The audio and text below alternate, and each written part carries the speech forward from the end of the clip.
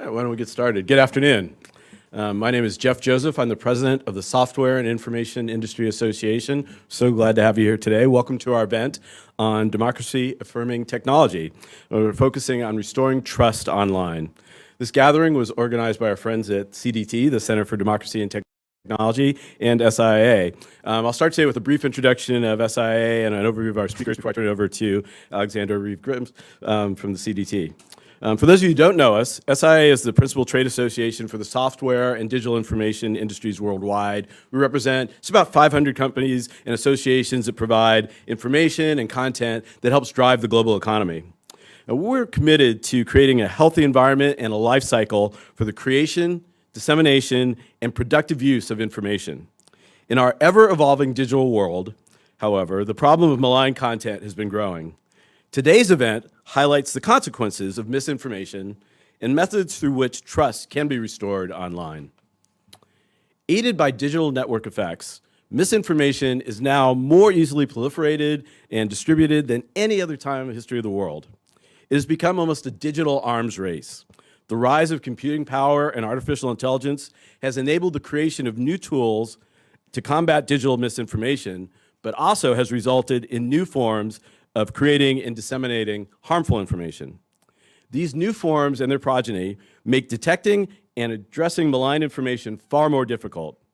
One such form is the deepfake, forged or doctored media using machine learning, commonly in the form of images or videos of individuals. Owing to their inherently misleading nature, and as recent history shows, deepfakes can pose significant risks to national security and democratic values, as they can be used for a range of nefarious purposes spanning political smear campaigns, blackmail, and inflammatory content. The mere presence of deepfakes and similar digital disinformation, even when properly identified, can produce an effect dubbed the liar's dividend, in which doubt is sowed in a population concerning the veracity of genuine content. Furthermore, explicit efforts to debunk false information can paradoxically lengthen their lifespan by drawing additional attention. Addressing these issues is of the utmost importance, and the government has taken important steps in doing so. In late July of last year, Senators Rob Portman and Gary Peters, the ranking member and chairman of the Senate Homeland Security and Governmental Affairs Committee, unveiled their Deepfake Task Force Act, which would create a task force within DHS to specifically respond to malign deepfakes. The task force would work to explore the efficacy of a new digital content provenance framework to reduce deepfake spread, ensure that content creators can authenticate their digital products, and aid, importantly, in promoting trust with the public. Response to the problem of malign information and deepfakes has likewise been a focus in the non-governmental sphere. Adobe, one of SIIA's member companies, and here with us today, is helping lead a community of media and tech companies, NGOs, academics, and others working to promote the adoption of an open industry standard for content authenticity and provenance. Their Coalition for Content Provenance and Authenticity, known as CTPA, is centered on this goal and allows content provenance information to persist even if metadata were to be manipulated. If a piece of digital content itself were to be tampered with or altered, Adobe's separate Content Authenticity Initiative would provide an additional safety measure by adding layers of tamper-evident signatures to digital content to fingerprint any alterations. Technology working to solve problems once again. Initiatives like these are difficult to pursue individually, meaning that multilateral efforts are needed, starting with conversations like these, like we're having today. So we're particularly excited to bring together an array of experts from government and the private sector to discuss how each is addressing this great challenge, what remains to be done, and how we can collaborate to maximize our chances of success. I'd like to take a moment to thank you all for braving the heat and coming out today, and also thank our partners at CDT for their support in producing this event. And with that, I'm honored to introduce our co-host and my friend, Alexandra Reeve Gibbons, the CEO of CDT. Thanks. Thank you. We are really thrilled to welcome you all here today, and a big thank you to SIIA for partnering with us on this event, and to the speakers, too, for being so generous with their time. As Jeff mentioned, I'm Alex Givens. I'm the CEO of the Center for Democracy and Technology. We're a 27-year-old organization focused on protecting civil rights, civil liberties, and democratic values in the digital age. This event comes at an incredibly important time for addressing trust in our online ecosystem. As people in this building know all too well, we're in an election year and anticipating yet again real concerns about online mis and disinformation that can distort public discourse and debate. But of course, concerns about online mis and disinformation aren't limited to elections.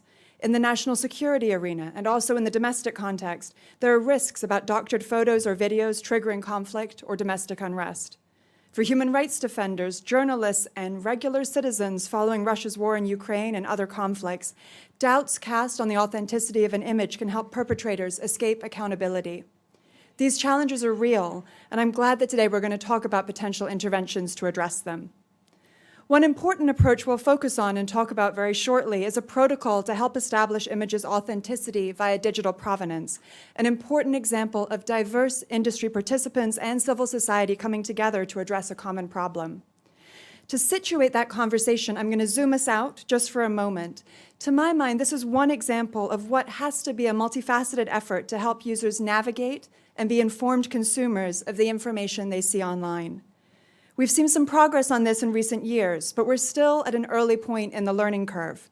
Other areas of work include how social media companies respond to mis and disinformation on their platforms, from identifying bots and taking action against coordinated and authentic behavior, to fact-checking programs and click-through screens to help guide users about content's news value. There are other interesting areas for progress. We've seen journalism collaboratives and elections and health officials set up to create trusted information hubs. There's a growing awareness of the importance of investing in local newsrooms, since for many people, the outlet they trust is the one that feels most familiar and close to home.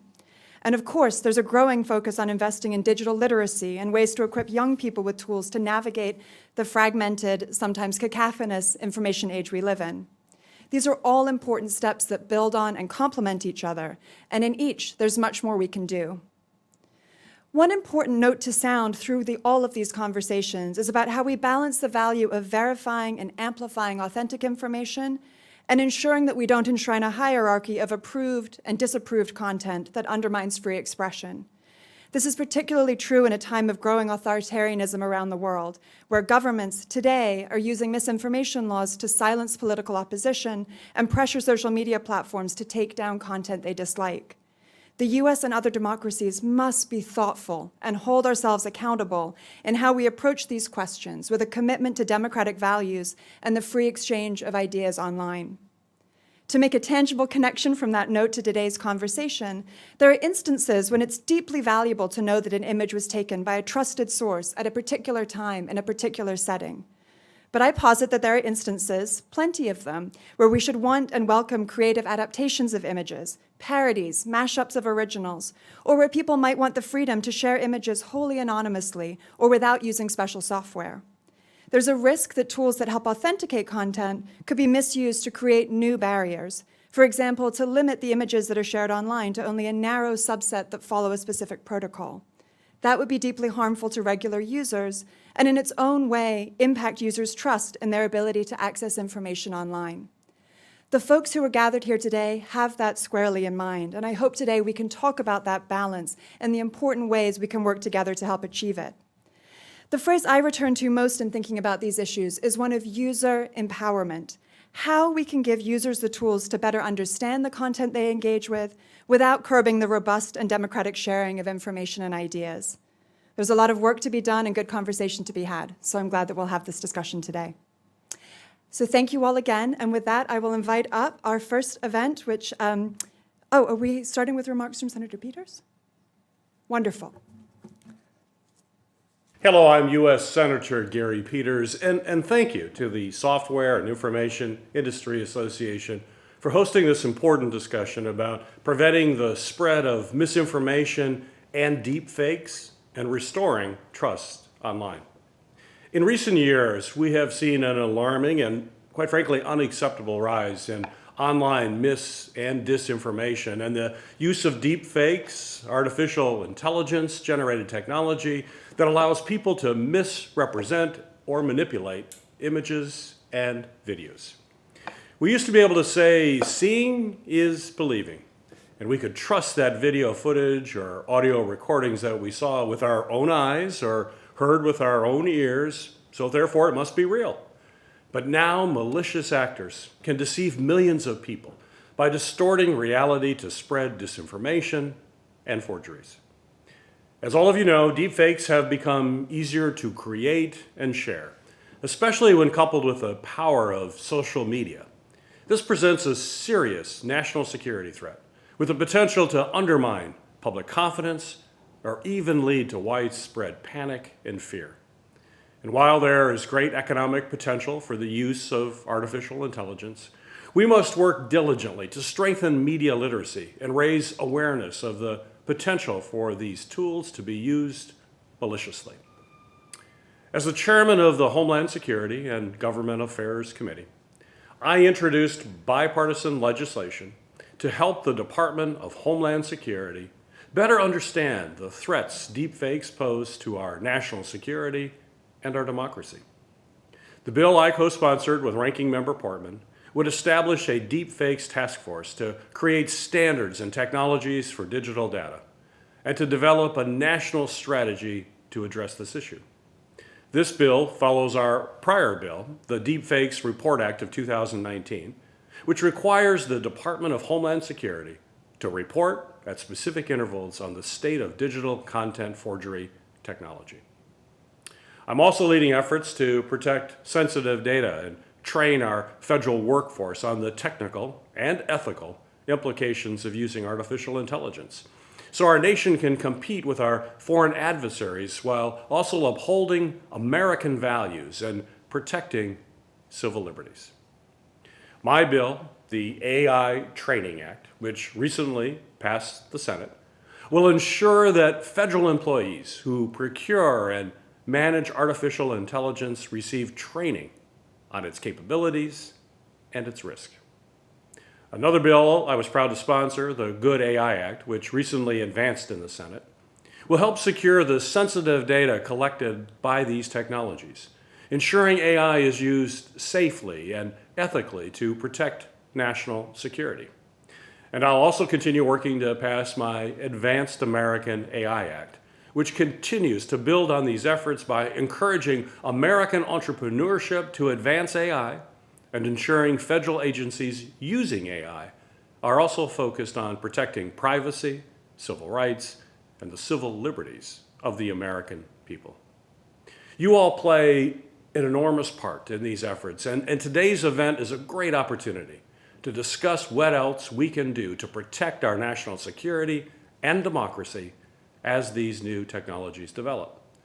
So thank you for your critical work in this field, and I look forward to hearing about these discussions, and I hope you enjoy today's events. Wonderful. Well, we're so grateful to Senator Peters for those thoughtful remarks and for his leadership on a wide range of issues touching on AI, including the topics we're talking today. I'm pleased to invite up two speakers for a fireside chat on digital provenance.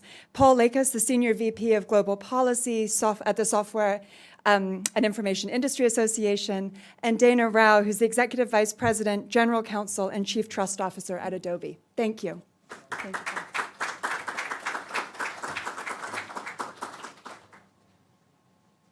I don't know if these are on. Oh, Okay, there. I think, They are. yeah, All they're right. good. Well, They're good. thank you, Alex, for that kind introduction. It's my honor to introduce Dana Rao, the General Counsel, Chief Trust Officer, and Executive Vice President for Legal, Security, and Policy at Adobe.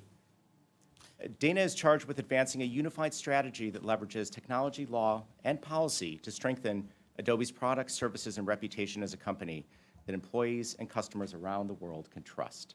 Dana, welcome, and thank you very much for being here today. Thanks for having us. So we just heard from Senator Peters discussing his support for the Deepfakes Task Force Act, which aims to help find a solution to misinformation using provenance, standards, and technology. For the past 3 years, Adobe and key industry partners, such as the New York Times and Microsoft, have been on a journey to advance a provenance solution called the Content Authenticity Initiative, or CAI. How did you come up with CAI, and how does it work? Why do you think this is the type of solution that we need? Yeah, thanks for the question, and thanks everyone for attending. It's three and a half years ago, Adobe, and many of you know Adobe, but we make Photoshop. You certainly know Photoshop. And we make Acrobat, so PDF technology. So one of the things that we've always been part of in the community and society is creation of things, documents, images, videos.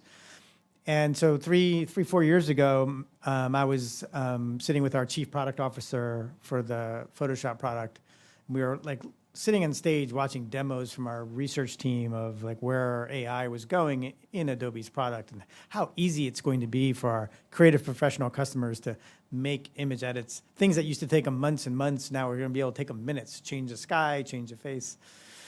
And we were talking about it, and I said, well, what about the other side of that, right? Like, how easy is it going to be to deceive people when people have tools like this, and not necessarily Adobe's software, but all the software out there that can do these things. And so we had that conversation, and we set off in a 6-month journey of thinking about, like, what could we do? Like, what's Adobe's solution to this problem, or what can we offer to the discussion on this topic? Because we believe this innovation should continue, right? AI is positive for our creative professionals, as I mentioned, is a good thing. They're using it, that makes their tools better, really allows them to express themselves digitally in ways they never could before. So the answer isn't stop, right? That didn't make any sense to us. And so we first thought about using AI as itself to detect whether or not there's a deep fake. So we have a bunch of researchers, and we gave them the problem, and we said, think about using AI as a deep fake detector. And so they spent 6 months looking at it, and we talked to other companies like Google, Facebook, others who are looking at the same problem. And the answer kind of came back to us pretty clearly that the AI detection isn't going to be accurate enough to really be a solution for the public, right? It was 50, 60% accuracy, and you can continue to train and get that number up, but the AI image creation is also going to develop and grow over time. So you're kind of in that cybersecurity space of cat and mouse where one side gets better and the other side gets better, and you're always sort of at a level playing field. So we didn't feel like that was the right solution.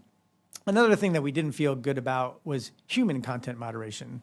And we just felt like there's a couple of reasons why that's not great. First, it puts whoever's doing the human content moderation, whether it's a tech company or a government, in the terrible position of deciding what is true and what is good and what is bad, a lot of the things Alex was talking about. The other problem with it is it takes forever, right? And so you get a social media image, a billion people have seen it in an hour, and then 3 weeks later, someone tells you it might not be true. It's not that helpful. So we decided to turn the problem on its head and thought, we're not going to try and create a lie detector, right? Something that tells you every time that something is fake, that it's fake. Because that's this game that we've seen these approaches and that we don't think it works. What we want to do is think about a truth detector, a way to show that people who have something to say that is true, how can they still prove that what they're saying is true?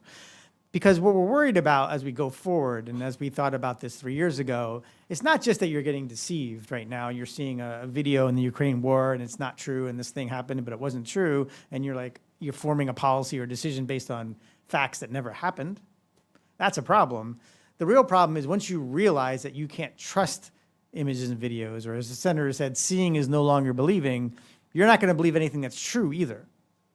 And once you stop believing true things, then I don't know how we function as a society, right? We have to be able to believe something. If the senator is up there and he says something and he's like, this is my policy initiative, we all need to be able to say, okay, that he did say that, and it was true, and I understood it. Whether you agree with it or not, who cares, right? But that fact actually happened. So that's the angle we took, and that's why we thought provenance was the right answer. And also, from our own experience creating images, we know how to do that. So the coalition we started 3 years ago, we're at over 800 members now. Again, it's a group of NGOs, but a lot of companies and media. So we have companies like Qualcomm, who makes this, as you know, the chips that go into all the smartphones. They've created a chip that has the SIIA technology in it. We have media companies like the Wall Street Journal and Washington Post and the New York Times, the BBC, AP, Reuters. All the media companies are very interested in this question of how can I continue to communicate with my audience and say what I'm showing you actually happened, right? How do I overcome that skepticism? So with all of those groups together, we developed this technology. And so right now, you can go from the idea is you'll go from capture to publication. So you take the picture with your smartphone or your Nikon, who's a member camera, or Sony, who's a member camera, capture that information, it stores, and it's an opt-in solution, who you are, where you took the picture, when you took it, right? Then it goes to Photoshop. You're making all your edits. All the edits that you're making in Photoshop also are captured, right? They're all part of this file. And then it goes over to the Wall Street Journal or the Washington Post.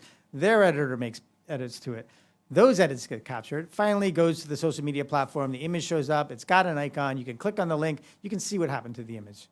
And we can show you everything that happened to the image along the way, or we can just show you, put a slider on it, and you can just see the original and see everything that happened, right? It can be easy. It can give you all the information you want to geek out and be really clear on what happened. So we feel great about where that technology is. We've spent 3 years developing it. It's in Photoshop right now. So if you use Photoshop, you can save your work, your edits, as in something called content credentials, which is fantastic. We created an open standard, as you mentioned, the C2PA. So we're on that with Twitter and Microsoft and a few others, creating an open standard, a standard that everybody can use and as a technical implementation to make an image version of this, a video version of this, and audio as well.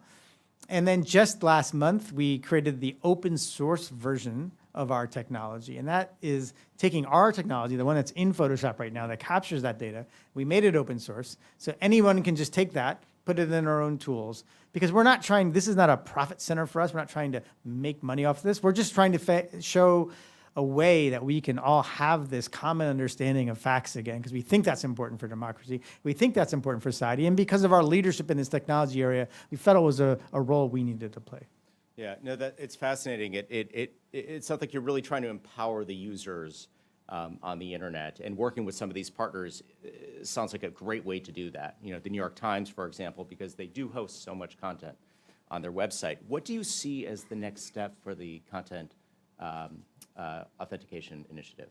Yeah, so we, and I'm glad you brought that up. I mean, I think one of the key things that is important, and again, Alex mentioned this in her remarks, is this solution puts the power to decide whether something is true or not in the hands of the users.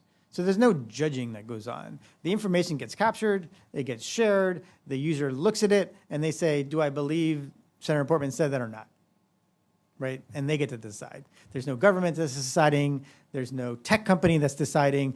If it's a satire, we love satire. We love parodies. We love all of those things. Like we're Adobe. We want you to go crazy. Do whatever you want. Unleash your imagination. Make this image however you want to. But you're going to be authentic about it. You're going to show what happened. If you want people to believe that what happened, that this was true. So that's the key. Is this gives the power to the user, and that's been important. And that's been important in the conversations we've been having, to your point about what's next for it. When we talk about it with governments, and we've talked about it with the EU, and they're looking at writing in provenance technology into their AI Act, and we've talked about it with Australia and Singapore, and here today, with all the meetings we're having, the thought that everyone's worried about is, we see this as a problem. We know what's going to happen.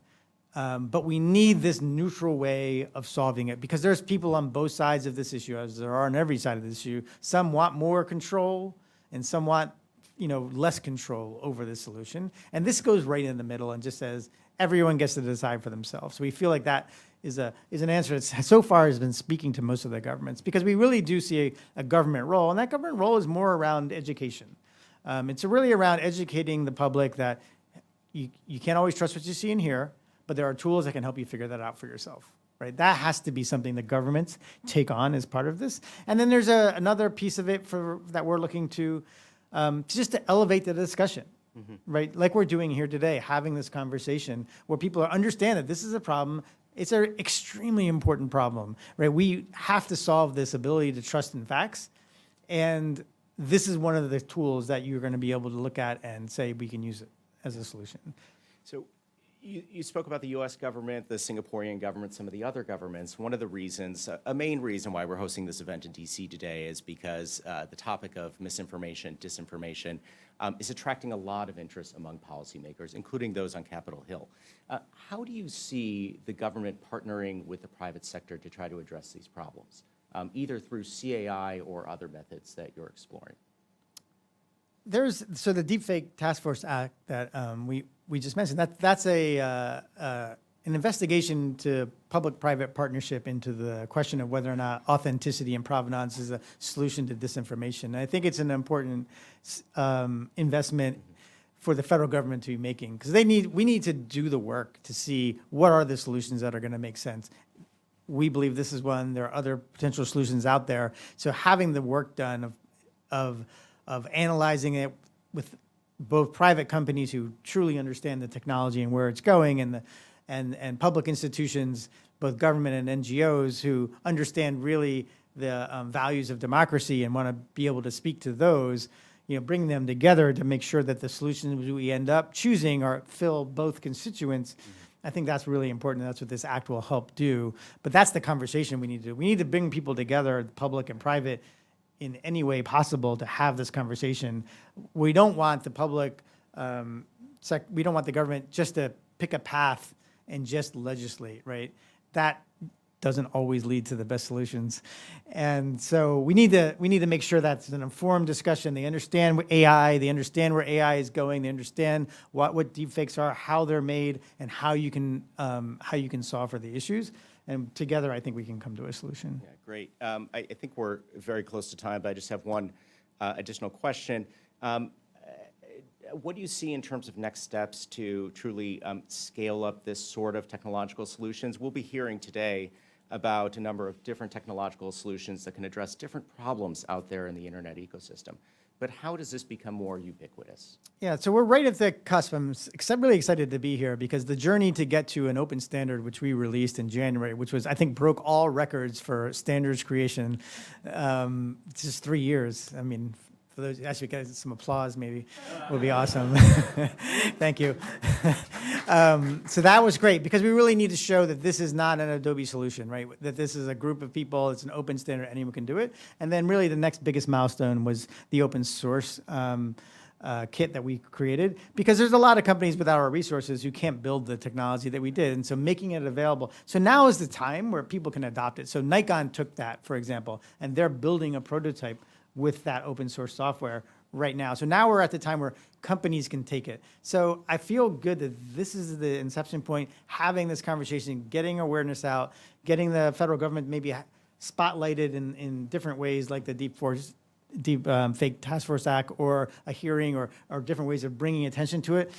But we'll continue to do our part about talking about it to our industry and the members of our coalition to make sure people are actually building it. But we're right there now. Like, now that we have the technology, it's in Photoshop, we have the open source version, the standard is out there, we're ready to go.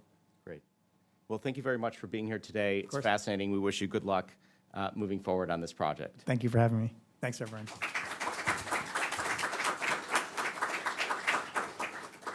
No fire required today, but thank you for that great conversation and great fireside chat. We have another video with remarks from Representative John Katko from New York. Let's tee that up. I'm Representative John Katko, ranking member of the House Committee on Homeland Security. I'm very sorry I couldn't be with you all in person, but I'm glad to have the opportunity to speak to you all about the critical work that needs to be done to secure our nation's cyberspace. Unfortunately, cyber attacks are becoming increasingly part of everyday life for the average American. School systems, libraries, small businesses, healthcare and manufacturing, these entities now have come to consider the very real threat of ransomware or malware. The current threat landscape requires a posture of vigilance. We cannot and should not let our guard down in cyberspace. A consistent and strong level of collaboration and communication is essential for understanding how the public and private sectors can work together to secure our nation's critical infrastructure. Because of the overwhelming legislative success we have had this Congress, it is my belief that our top priority should be turning toward oversight of the implementation of these legislative efforts. Next Congress, my colleagues will need to take a new look at this. The Cybersecurity Infrastructure Security Agency, or CISA, is at risk of being overwhelmed by the implementation of numerous pieces of legislation that Congress has passed this year. This is where what I call the CISA 2025 effort comes in. The mission of CISA 2025 is to mature CISA via congressional oversight, increase resources available to the agency, and solidify lines of effort in the cybersecurity space. Congress has provided CISA with significant resources, and it's important we conduct careful oversight to ensure the agency is efficiently and effectively carrying out the responsibilities we have tasked them with thus far. The diversity of the current threat landscape is why the federal government, including CISA, needs to play a more effective and active and pivotal role than ever before. Charged by Congress with being the nation's lead civilian cybersecurity agency, CISA has expansive responsibilities across all 16 critical infrastructure sectors.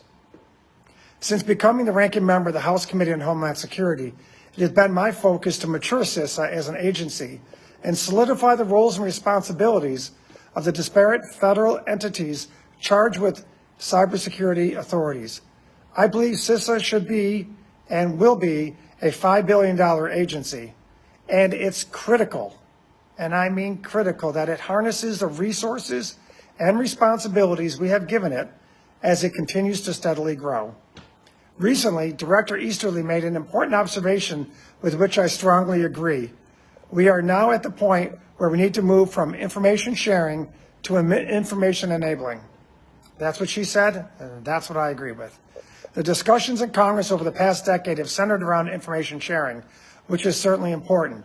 But we also need to ensure that the information being shared with the private sector is actionable and meets the needs of a diverse set of shareholders and stakeholders. There must be a high value proposition for entities to partner with CISA. I look forward to continuing to work with them to ensure we are maximizing the effectiveness of these programs and that we understand what gaps need to be solved. All of this can't be done without a professional cybersecurity workforce and efficient operational organization. I have concerns that CISA does not yet have the deep cadre of cybersecurity professionals it needs and lacks a professional human resources organization to bring these individuals in and retain them. This is something I plan to focus on and encourage my colleagues to pick up on next term. However, I am pleased that Director Easterly is making this one of her top priorities. Again, thank you for giving me the opportunity to speak with you today. The House Homeland Security Committee and the Department of Homeland Security agencies we oversee benefit greatly from the close, collaborative relationship that we maintain with industry. That relationship cannot change, and in fact, it must be enhanced. And I hope you will continue to consider the committee as a bipartisan partner as we consider how to create a more secure and resilient cybersecurity ecosystem. Thank you and have a great day. Wonderful. We're so grateful to the Congressman and to his staff for those remarks. I'm now going to call up our first panel if you want to start making your way to the podium. This is going to be moderated by Rebecca Kern, who is a tech policy reporter at Politico. I happen to know for a fact that she is also covering the House privacy bill markup that is happening at the exact same time. So she has a lesson in multitasking today. She is joined by Sam Gregory, who is the program director at Witness, a wonderful organization that helps people use video and technology to protect and defend human rights, which we'll hear more about today.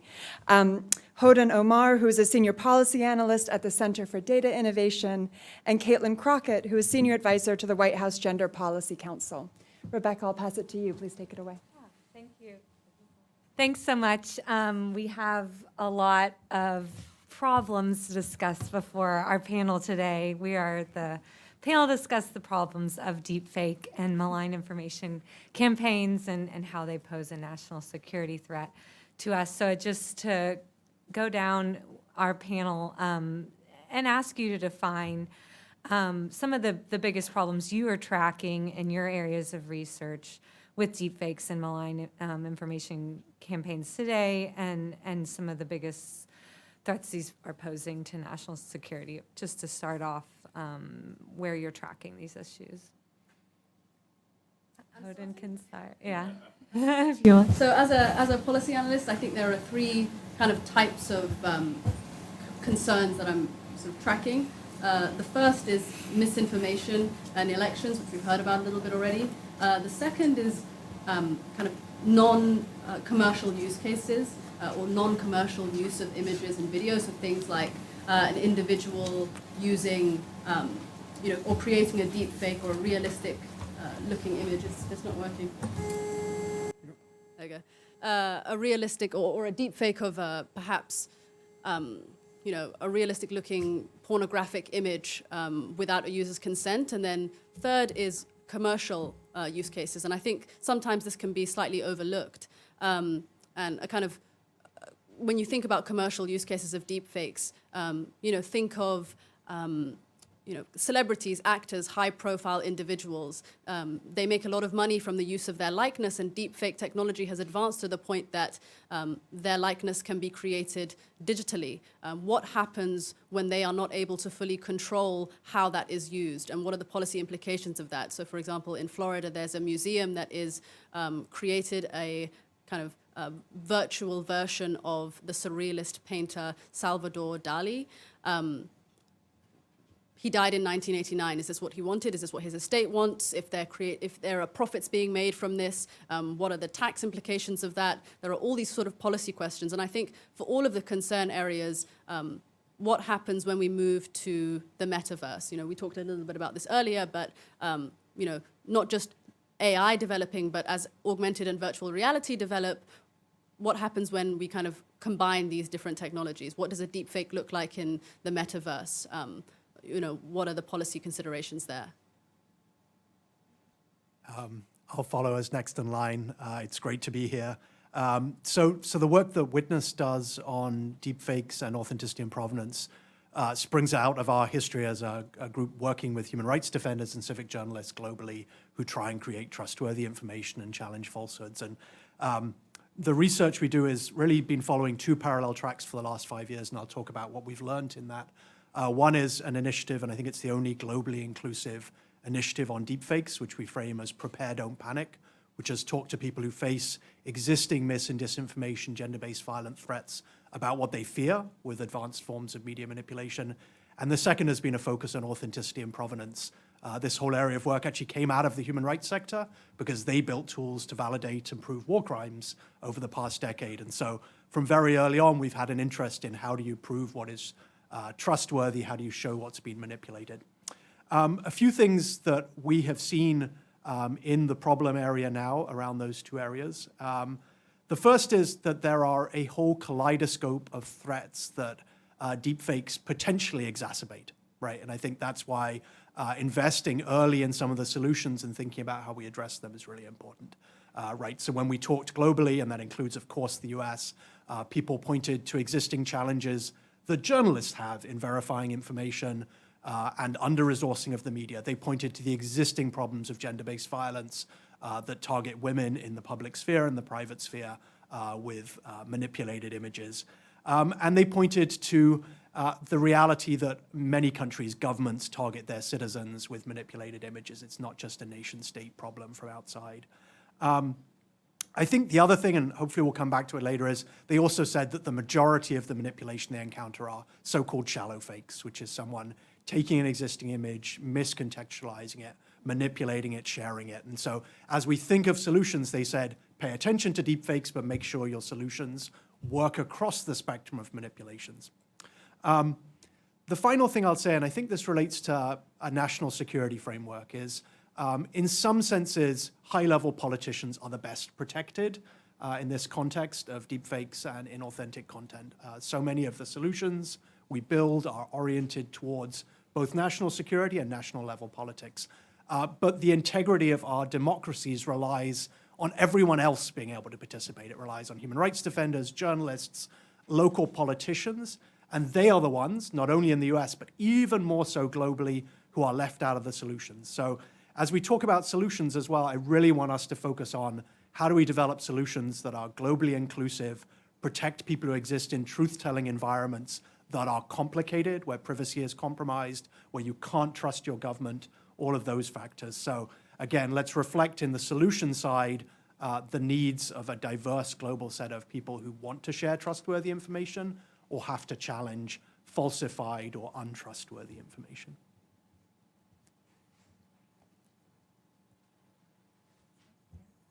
Thank you so much.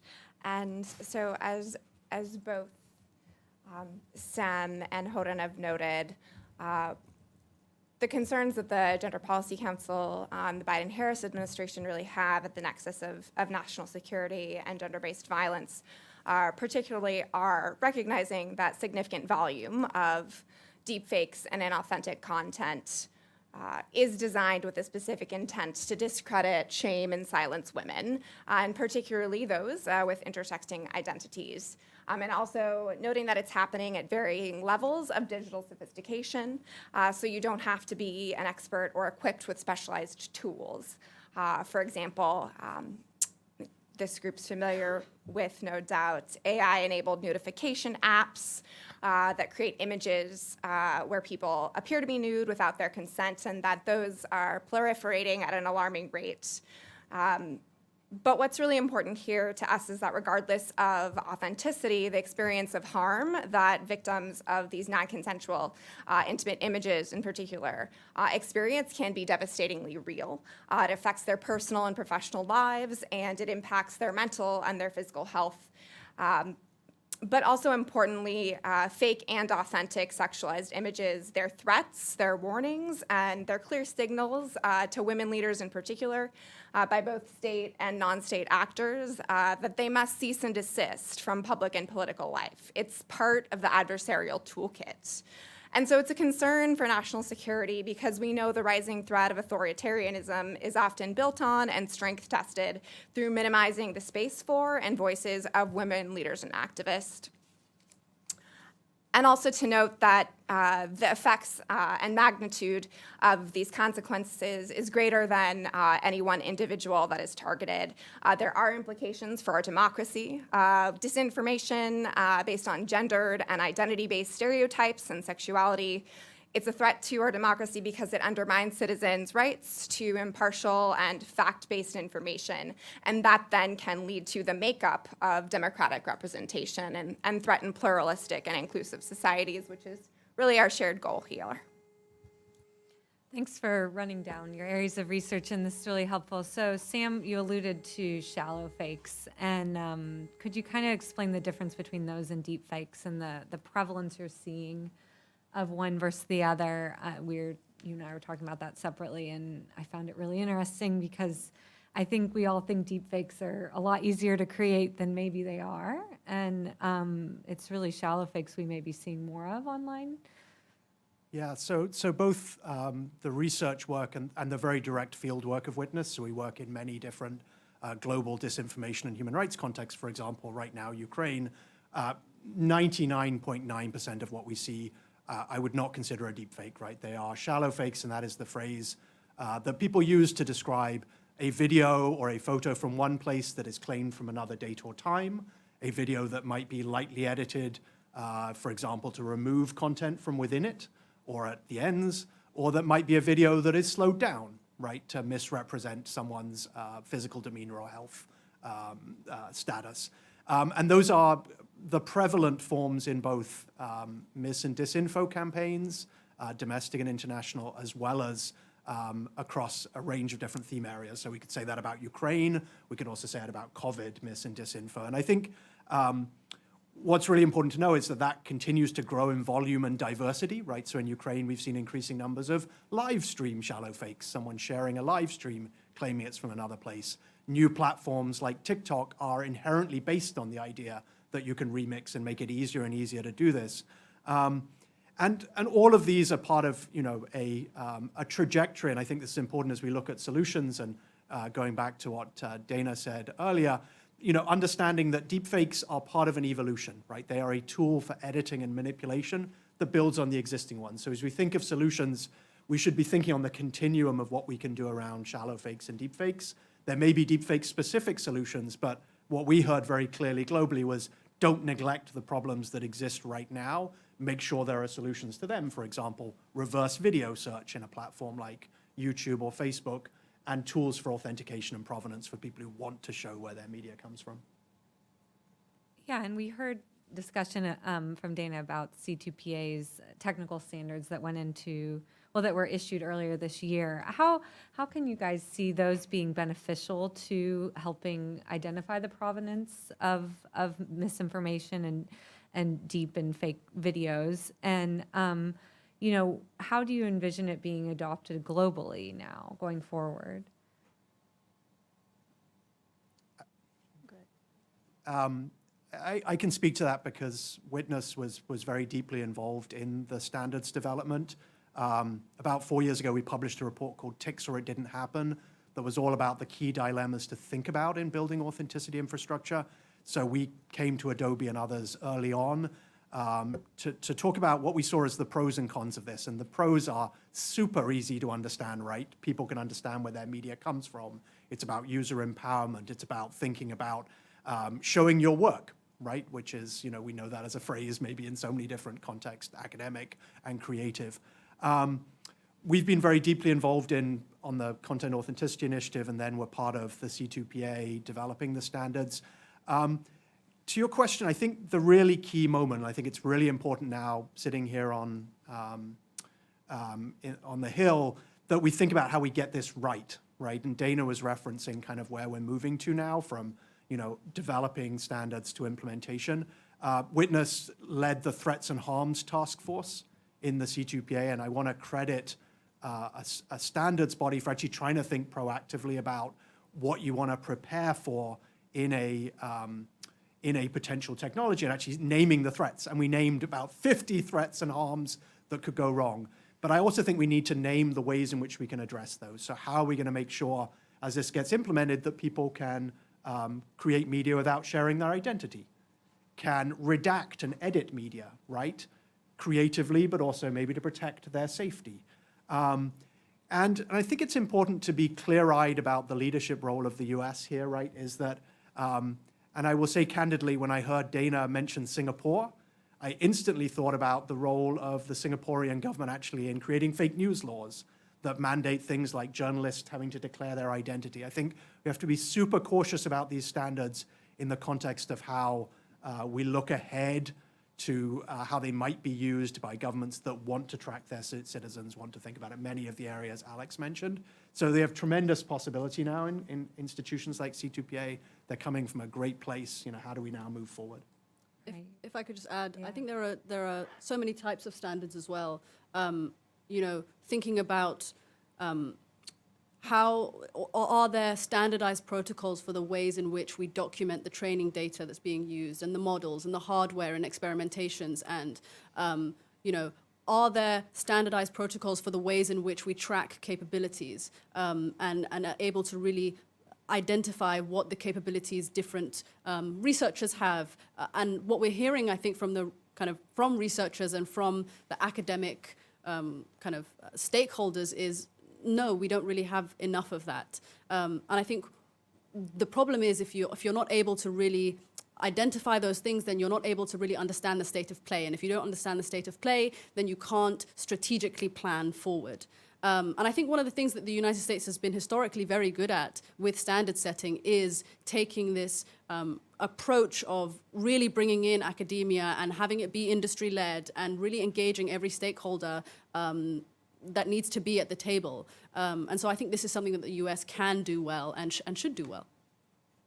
Kaylin, do you want to respond as to kind of the government's role here? And then we can also transition to some of the work your group is working on as well.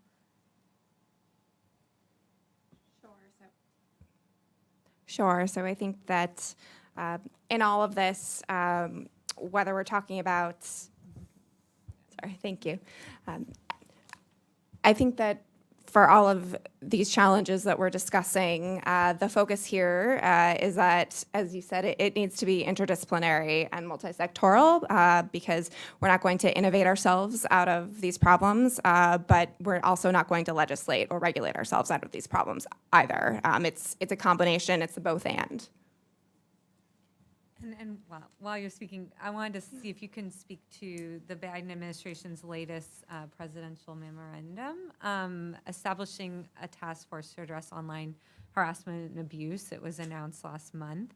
And maybe, there's a lot of news coming at us all the time. Maybe not everyone's heard about this. If you could kind of talk about the intent behind it and what you're hoping to achieve with that task force to address online harassment, particularly towards specific women and minority populations. Great, thank you. And thank you for this question and also for including me on this panel. It's really the exception that gender-based violence is a part of a discussion like this, and that's precisely why President Biden issued this memorandum on this topic. So I think we're all very aware that as the author and champion behind the original Violence Against Women Act, VAWA, nearly 3 decades ago, President Biden has long championed efforts to prevent and respond to gender-based violence wherever it occurs and whatever form it takes. And in fact, the reauthorized Violence Against Women Act includes some really historic provisions on addressing cybercrimes and having a definition for the first time for technology-based abuse, under which, when directed towards women in either their public or private lives, deepfakes, shallow fakes very much apply here. And so recent events in particular really have underscored the fact known well by all of us, but especially women and youth and people of color, that the internet can be a hostile, unsafe site of hate, racism, misogyny. And these spillover effects do indeed have impacts threatening our communities and individuals offline. And that there is not a clear-cut distinction between our online and our offline worlds. It's very much a seamless continuum. And so establishing this task force really responds to the need for strengthened government leadership to address online harms, and really particularly looking at technology-facilitated gender-based violence. The idea is that it will produce recommendations for the federal government, state governments, technology platforms, schools, and other public and private entities to prevent and address tech-facilitated GBV. It also, for the first time, defines this problem of online harassment and abuse and really discusses the breadth and depth of its impacts online and offline and some of the forms that it takes, including malicious deepfakes. Also, just noting here that the task force builds on and complements the work of the Biden-Harris administration's efforts to prioritize multilateral action to address gender-based online harassment and abuse globally, which we are doing as a pillar of our Summit for Democracy Year of Action, which I imagine that my colleague, Dr. Tim Moorer, will be speaking about in a different panel. But just to add some context with some numbers to this discussion. While this is not a stat specific to deepfakes or shallow fakes, we do know that 85% of women globally have experienced some form of online harassment and abuse. But again, that's the thing, it's not just about what happens online. It does lead to offline harms.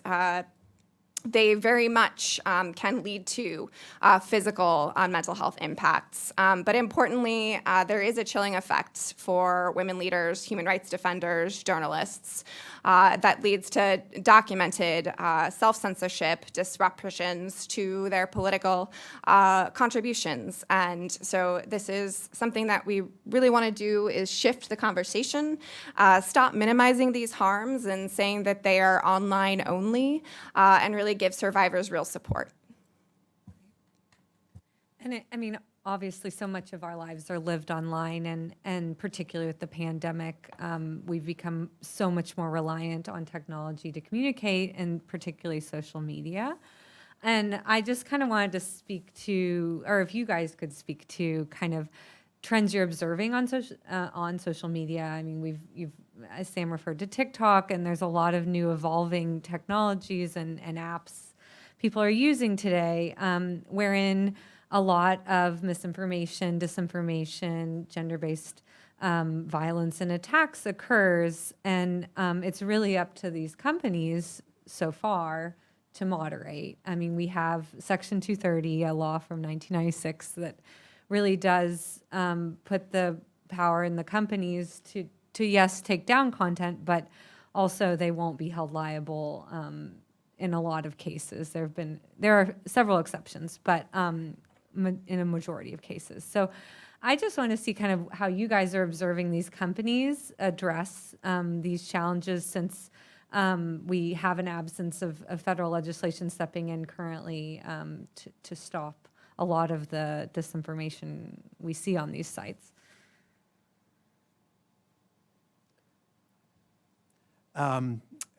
That's such a broad question. I know. I'm going to keep it in the sort of the deep fakes and evolving Sure. forms of mis and disinformation, just to get some focus for myself. there. I think there's a couple of trends. One is, as I mentioned, and I use TikTok as an example of many other companies as well that are moving into a much more complex form of media production, right? And I think understanding how we move with that and don't carry our old assumptions about media into that, right? Like when most media is remixed, most media is repurposed. How are we helping people understand what is trustworthy within that? And certainly at Witness, we've had strong words around what TikTok is doing and kind of its failures in Ukraine. But it's also just another example of what many platforms are grappling with, dealing with that type of media. In terms of deepfakes and how social media platforms are responding to them, there's sort of this wave a couple of years ago of policies on deepfakes. And now it's really the question that we've been grappling with at Witness and at a number of other groups. And we've been part of a process with the Partnership on AI and actually a number of other companies, including Adobe and Microsoft, about thinking about how do you look at the pipeline of deepfake production in order to address potential harms from early on, right? How do you reduce the sphere of potential harms from deepfakes, and what are the roles of everyone along that pipeline? So, if you look at, a world in which more and more people are going to create remixed media and also synthesized media, and it's going to be mixed up. Labeling, like just sticking a label on stuff doesn't really work, right? What are you going to label? You label the sunset because we changed the color. You label the smile because we adjusted it, right? Like, it's not practical. Instead, we need to really be thinking is like, how do you have, and I think this relates to the authenticity work, but also to the ways in which we design the tools that make deepfakes, disclosure, the ability for people to understand how their media was produced, right? And so thinking about core values that you want to have built into the technology, disclosure, assumptions around consent, and what are the red lines that startups moving into this area? Because remember, this isn't just the big tech platforms, a lot of startups in the synthetic media. How are they thinking about the red lines? How are they building in the red lines, the very obvious ones like gender-based violence? How are they learning about those? And then regulation will follow, or in the case of the EU, it's not following, right? EU legislation is happening, and it's gonna start reinforcing those lines. So I think we need to think in a slightly different way about this. It may be, that we need to start thinking about a different form of media production and how we adapt to that. It's also about how we think about the pipeline of how media gets created and how we think about disclosing that process in a variety of ways, from content authenticity to the types of forensic traces that you can leave from a synthetic process, a whole bunch of ways. And the responsibility on that doesn't lie with the user. They have no control over the ability to do that if it's not built into the pipeline. I guess just to add a little bit to that, I think about this question of the role of these social media companies and the role of kind of soft law versus hard law.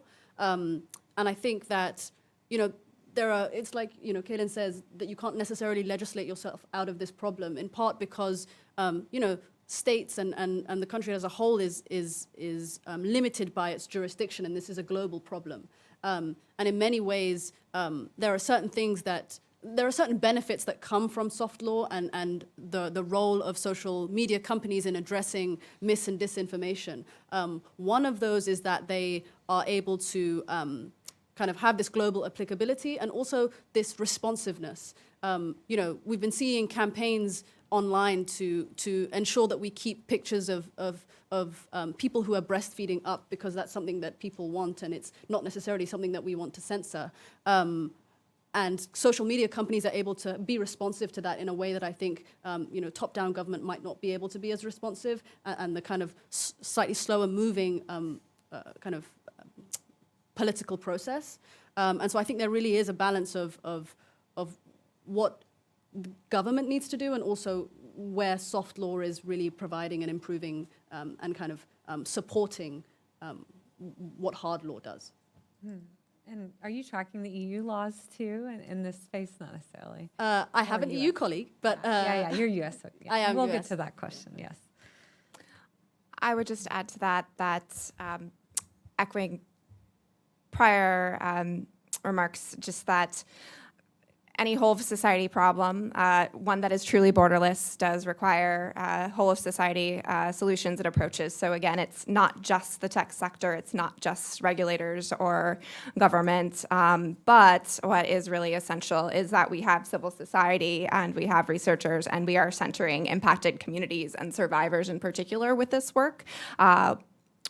we very much recognize the balance of powers, and the executive branch does not legislate. But what we can do, and we are committed to doing with this task force in particular, is really shedding additional light on the problem and bringing together different sets of stakeholders so that we can have discussions just like this. It's also just important to note, yes, many technology companies have expressed a commitment to improving user safety, addressing abuse on their platforms. Many do share this commitment to supporting survivors, to preventing abuse, to supporting human rights defenders and activists. Companies are led by human beings, though, so it's a mix across the board, right? And so I think we just need to be very clear-eyed, again, that it's going to take all of us to arrive towards something that's truly effective. And I think you have to recognize these companies are largely publicly held, and they're delivering to shareholders, and maybe not always putting the user first. I mean, they would not fully admit to that, but there is an underlying profit to a lot of these companies. So another issue that Alex referred to in her opening remarks is just the use of deepfakes by authoritarian regimes. And we directly are watching this happen live with the war in Ukraine and Russia. And I know there's a lot of examples out there, but I mean, we did see the U.S. government really take a stance ahead of the invasion, identifying malign information campaigns and getting ahead of it in a lot of ways. So how have you observed the U.S. and Russia kind of working and addressing and identifying deepfake and shallow fakes as the war has continued? Is the public still paying attention to these issues as closely as the war started? That's a question, but how have you observed the deepfake campaigns evolve in the past few months now? So at Witness, we've been very involved on multiple dimensions in Ukraine. We train and support people who document video as evidence, and we also have been working on the mis and disinfo sides. I think Ukraine shows us the unfortunate petri dish of like all the ways in which media is manipulated, right? Miscontextualized media, the new platforms like TikTok with new live stream re-edits or audio re-edits, the false flag operations and staged videos. In fact, it's cheaper probably to stage a video than make a really good deepfake still. And then the trends in which people are trying to play with our strategies for trying to validate information, like the sort of so-called fake bunks, right? So people posing as people who are debunking something actually to create more doubt. And I think the other part of it that we've been observing is, of course, what people name as this goal is really not to create one convincing version of the truth, but to obfuscate what is going on with multiple conflicting versions. And so it raises the barrier for us as civil society, and civil society has a very important role as this, as well as governments, civil society and journalists, to have the tools, because at the moment civil society is under-armed, under-equipped to deal with this. I think there's been one very prominent deepfake case in Ukraine that's very instructive about the future, maybe, which is folks will remember the Zelensky deepfake from March this year, not very well made. A lot of people laughed and chuckled and said, that's the best you can do. Deepfakes, they're overhyped. And we were very involved in looking at that deepfake and also understanding the circumstances. And this was almost the perfect circumstance for a deepfake, right? That the government had warned its citizens there was going to be a deepfake of this circumstance of Zelensky. He came on straight afterwards and said, that wasn't me. It was laughably bad. But when we've looked globally, you see that very similar settings where things are claimed as deepfakes actually do have impact. That when videos come out that kind of look plausibly like they could be true and you have none of that supporting structure, that in many societies, people don't have access to the tools to debunk them. They exist in ecosystems where they can get circulated quickly and they're hard to debunk. So although we look at Ukraine and we say, phew, we dodged the deepfake bullet in some sense, we dodged it because of the visibility of Ukraine, because of the incompetence of the deepfake makers, because of the preparedness of people in Ukraine, not because in general that we're well prepared for more media manipulation like deepfake. So I think it's really important to center that. And then there's another wrinkle, actually, which is the deepfake wrinkle in Ukraine, which is there was a similar video around the same time of Putin making a very similar statement that was released as satire a few weeks before the Zelensky one. and was completely understood as satire. Now, when the Zelensky video came out, it was re-released, and everyone thought it was disinformation. And I think this is one of the strongest challenge points on deepfakes, is the easy way you can trip across the line between satire and disinformation and claim someone misunderstood you. And so that's why we need to think about these tools as well, as to protect ourselves against people who dance back and forth across that line with photorealistic images. And I have a question for Hoden. Specifically, you work in your role of advising lawmakers on crafting legislation often. And I wanted to see what you're tracking in the AI space. We heard Senator Peters and Congressman Katko speak to some bills they're working on, but generally, are there bills in the AI realm you're tracking, and also what are some of the challenges to educating lawmakers on these highly complex issues that consistently are evolving, as you've alluded, and is legislation necessarily the best solution, or how would you advise legislation be written so that it stays up to date with consistently evolving tech? I'll start with the first part of what I'm tracking. So we heard about some of the bills that have already passed and what's being worked on, but there was also, in 2020, there was and bear with me, the IO-GANS Act, the Identifying Outputs of Generative Adversarials Networks, good for me, which, really was a kind of R&D, requiring NIST and NSF to kind of support research in deepfakes and manipulated content. And we also saw in 2020, as part of the NDAA, this provision that required the Director of National Intelligence to also do reporting around machine manipulated content. So I think there is specifically, a handful of several deepfake specific bills. But I also think, looking forward in terms of, what I think lawmakers should be thinking about or could be thinking about. One thing is really to think about or to investigate how the U.S. itself the U.S. government might be using deepfakes, and in what ways, disclosure or any of these other things that we've spoken about, what are their responsibilities? What's guidance for federal agencies as they look forward and start using these things? I think that's one particular area I think would be of great interest. And then there was another part of your question. Well, just some of the challenges to crafting legislation as the technology consistently changes. I think one of the challenges is that when we talk about AI or deepfake policy, immediately we think regulation, but there are all these other things. I mean, what's our policies towards R&D? What's our policies towards the talent that we need to really solve these questions? What's our policies towards having the relevant compute capabilities that mean that we can investigate these things? There's also trade policies. What about AI chips that are needed for these things? AI policy is so comprehensive and so broad. It's really a lot more than just regulation. Regulation is important, but I think in general, we need to be thinking more comprehensively about, at a higher level, what's our kind of broad strategy for these things.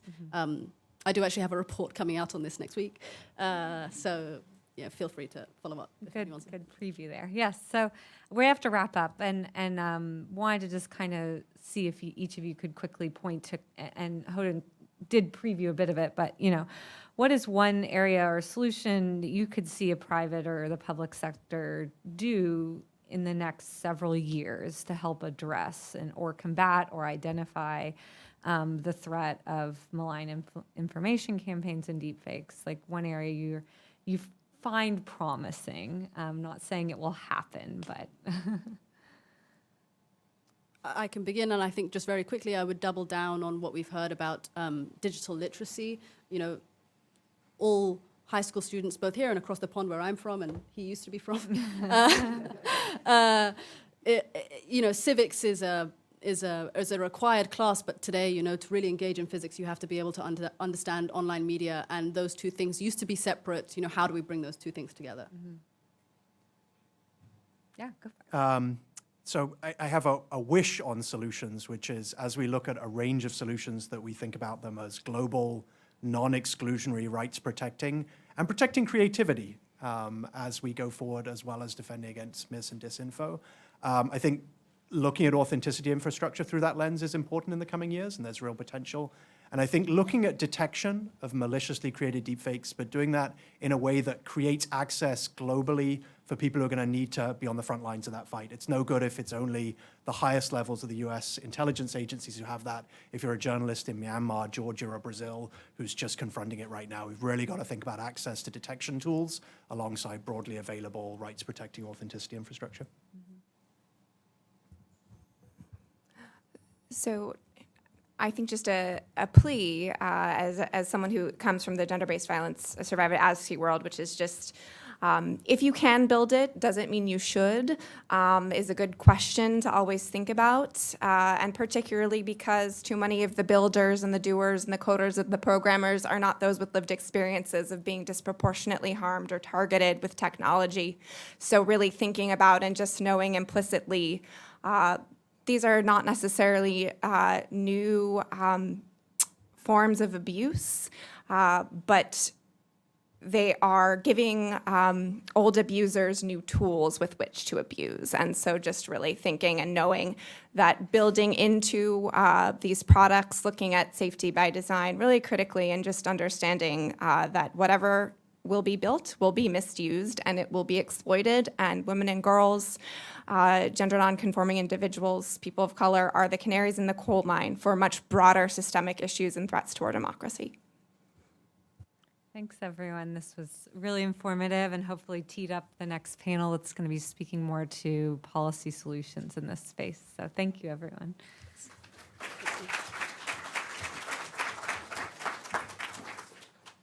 A warm thank you to all of you for that great and wide-ranging conversation. We have remarks now from Representative Rokana of California, so we'll tee up that video now. Congratulations to SIIA for your conference and for convening at such an important time about the digital world. Everything we do has a digital component. Our phones, our computers, our cars, our appliances. The digital world is engulfing us. This became obvious to Americans during the pandemic, when people started to work remotely, when people started to have Zoom meetings. So much of ordinary life, including our education, was online. At a time where the digital world is all-encompassing, we need more than ever to safeguard privacy and prevent the spread of misinformation. I wrote in Dignity in a Digital Age about many of these issues, and I've championed many of these issues in the United States Congress. I have stood for an Internet Bill of Rights, which would minimize the data being collected. The Speaker asked me on the Internet Bill of Rights, and here's what it would do. First, it would make sure that we're opting in to use of our data, not just clicking blindly in giving our consent. Second, it would create a fiduciary duty for companies not to collect data that is beyond what they need. Now, why does this matter, data minimization? Because it will prevent these companies, big tech companies, from constructing elaborate social media profiles and then targeting people to join QAnon, to join groups that are engaged in misinformation. I believe in the First Amendment. I have no problem if someone wants to have a flat earth society online. But what I don't agree with is to encourage people using data to join the flat earth society. That's what's going on right now. This is not about suppressing speech. It's about minimizing the targeting of people using elaborate information. And then we need basic consumer protection. You can't have a situation where young women are facing suicidal thoughts and depression and eating disorders because of a product that is being marketed online. We wouldn't tolerate that in the physical world. We shouldn't tolerate that in the online world. The FTC needs to regulate for minors, and the First Amendment applies to minors, but you can have consumer protections for safety. And we need protections against the incitement of violence. I mean, you can't go online and say that you're going to plan assassination attempts on January 6th at a specific time and place and claim that that's protected by Section 230. Currently it is, but that's why it needs reform. A court should be able to find that speech incites violence and order the removal of that online. These are the types of common sense initiatives that can protect speech, but protect citizens in participating online. And that is, I think, what all of us have to work towards to strengthen our democracy in a digital age. Thank you for participating. Thank you for your leadership. I look forward to working with you on this challenge. Wonderful. Well, Representative Khanna, with a really important reminder that there is a connection between privacy, mis and disinformation, and online extremism. Sometimes it's hard to connect those dots, but it's a really important piece of the conversation. I'm going to invite up the final panel of the day, which is moderated by my friend, Jeff Joseph. We have Mallory Nodal, my colleague from CDT, Dr. Nina Amla, who is the Senior Science Advisor at the National Science Foundation and the co-chair of the Information Integrity Research and Development Interagency Working Group, and Dr. Tim Maurer, who's Director for Technology and Democracy at the National Security Council. Thank you for joining us in such a busy time. We're thrilled to have the conversation. Thanks, Alex. Thanks, everyone, for staying with us throughout the day. Thanks to the panel. We've had the previous panel sort of lay out some of the threats, and now it's time to examine some of the opportunities to address some of those threats. There's no single silver bullet to address the challenge of misinformation online. The threat's global, large and real, and requires us to use myriad tools in response. And as Kaylin noted, it requires collaboration between the public and private sector. So I'm pleased to welcome our next panelists who come from those three sectors, and we can discuss how each is addressing the threat, opportunities to collaborate, and what more needs to be done. I'm going to start, Mallory, I'm going to prepare you. I'm going to speechify just for a second, but I promise I'll get to a question. In the previous panel, we heard concerns about the responsibilities of technology companies in this area, and that's real, absolute. There's some responsibilities. We heard Representative Khanna talk about so there's responsibility as well, but as we've heard today, technology companies are responding and creating the tools, and I think the point is that, well, there's always more to be done.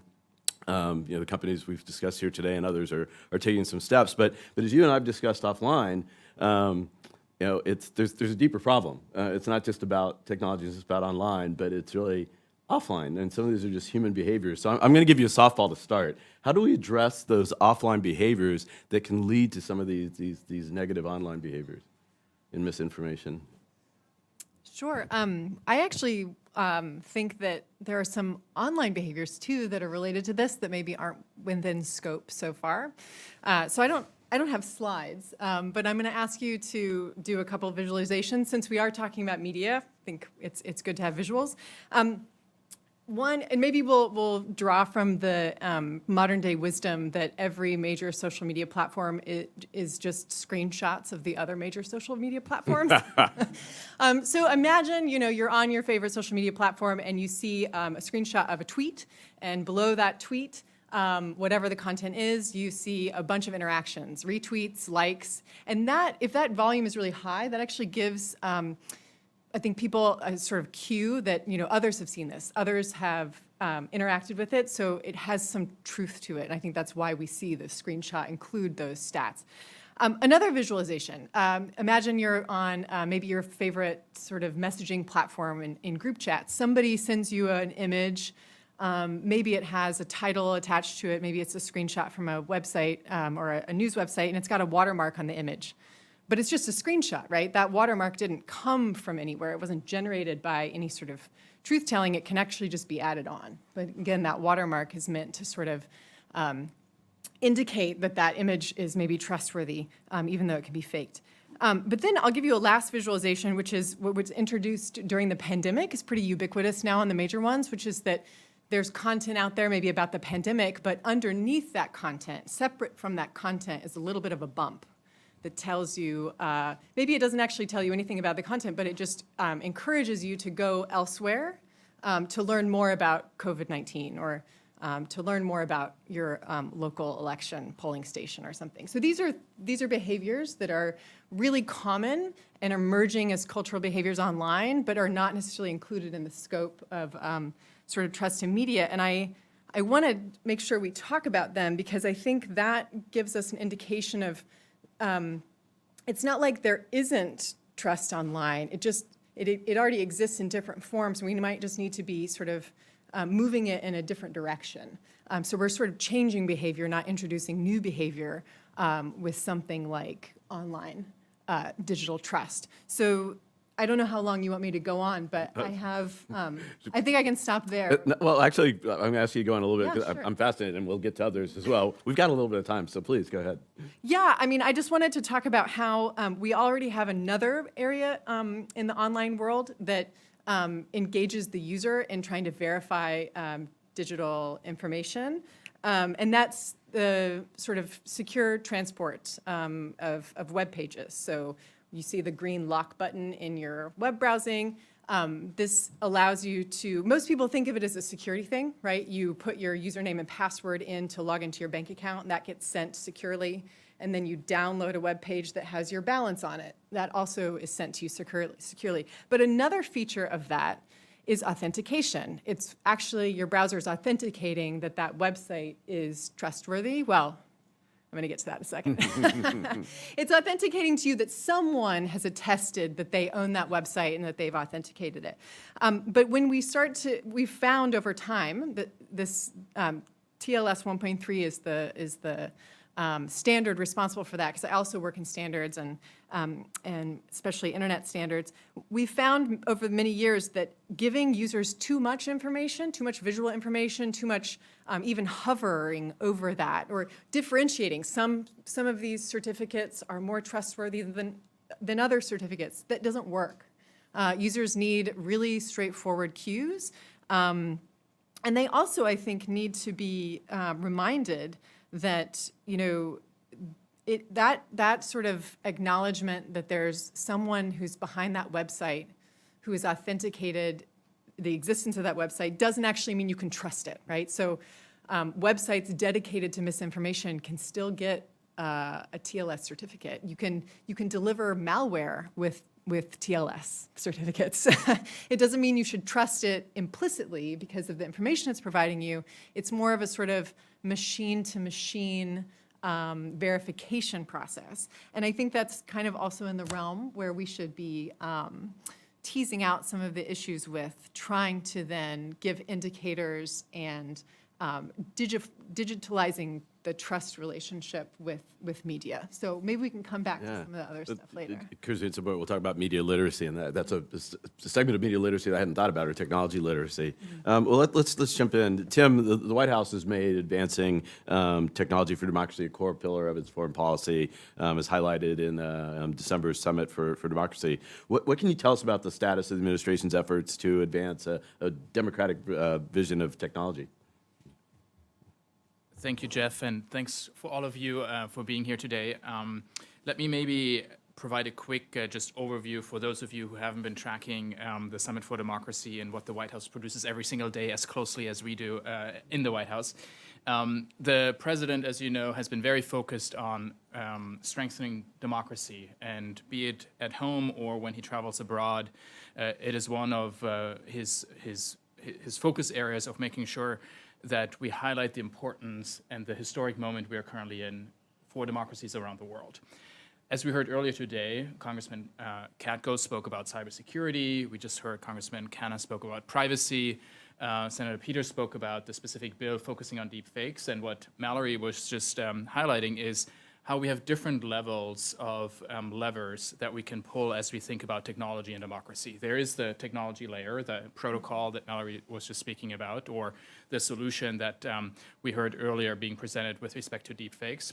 And then you have the application and the behavioral layer where the users come into play, and the companies and the role of the government.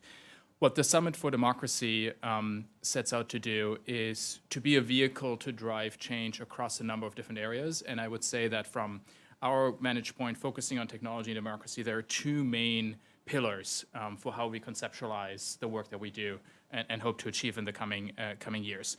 The first one is outlining what our affirmative vision is for technology and democracy. Many of you will be familiar with the Internet Freedom Agenda that Secretary Clinton launched back in 2011. You know, a decade has passed since, In the spring of this year, we launched and announced the Declaration for the Future of the Internet, together with 60 plus other countries at the White House. That isn't just focused on human rights, but also focuses on connectivity, the way we do business, which is the multi-stakeholder approach. And we've also started to expand beyond the conventional focus on digital and internet policy by having a series of processes focusing on artificial intelligence and building on the work that the previous administration kickstarted. For those of you who've been following, for example, the December 2020 executive order on focusing on artificial intelligence. So the first pillar is outlining what we stand for.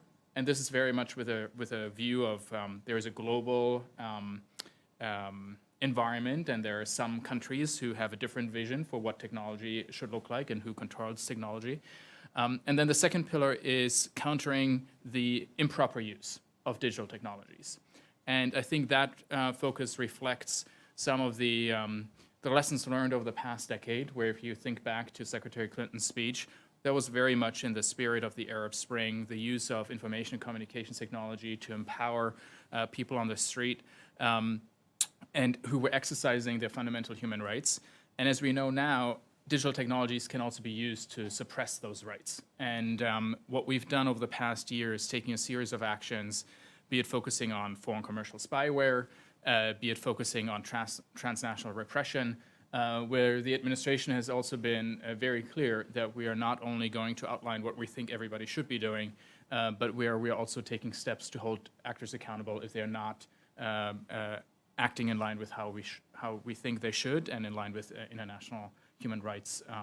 So that's the dual approach, and the Summit for Democracy is the key vehicle that our team is focusing on, and has 4 lines of efforts that were announced in December that we're currently taking forward through the year of action. So happy to go into more detail later on, but just in terms of the scene setting and how we're thinking and conceptualizing our policy approach to technology and democracy right now. Thank you. Before we move on, and can you describe the global response thus far? So the Summit for Democracy was one of the largest head of state gatherings in history with over 100 countries. The commitments are not limited to those of the U.S. government, but every country that participated provided a list of commitments, including in the area of technology and democracy. So we're working closely with the State Department on now advancing and holding and working with the other countries to make sure that we implement the commitments ahead of the second Summit for Democracy that we are preparing now. And we're getting now in the weeds, tech cohorts for different areas that are being created that are multi-stakeholder in nature, that include civil society and also industry to then implement the commitments that were announced in December of last year. Yeah, thank you. Nina, you're spearheading important programs in information integrity at NSF. Well, first, you mentioned this earlier before I get to this other question. You just talk a little bit about, people don't always understand the work of NSF and the role the role that plays, and think that you do the research. But can you just describe the actual work of NSF to provide context first? Yeah. Can you hear me? You hear? Yeah. So NSF, we're not a bunch of scientists at NSF that are actually doing the research. What we do at NSF is we actually create programs and we fund mainly academic, but also non-academic researchers to actually do the research. And this is all done with a very, what we consider a gold standard peer review process, where we actually bring in and hold panels, and we bring in academics from all over the country and internationally, and also industry. And many of our programs are NSF-only programs, and many of them are interagency programs where we partner with our colleagues in other agencies to actually create a joint program. And of course, we have a lot of industrial partners as well. So when it makes sense, we partner with the right people to make sure we have the right focus.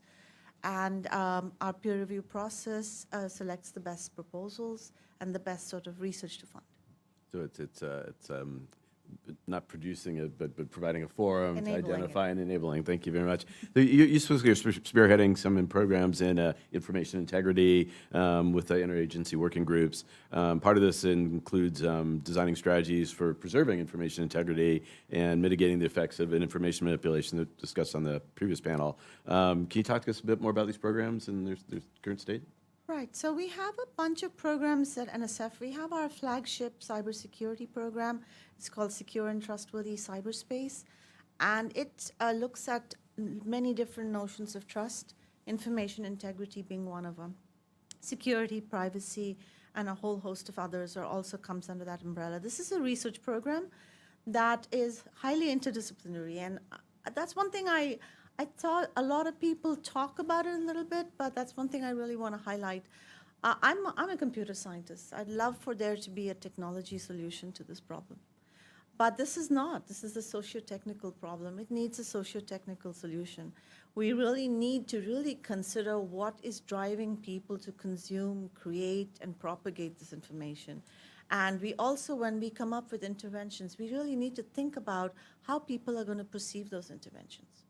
It's really okay to have a big TLS certificate, but how many people truly understand what that means?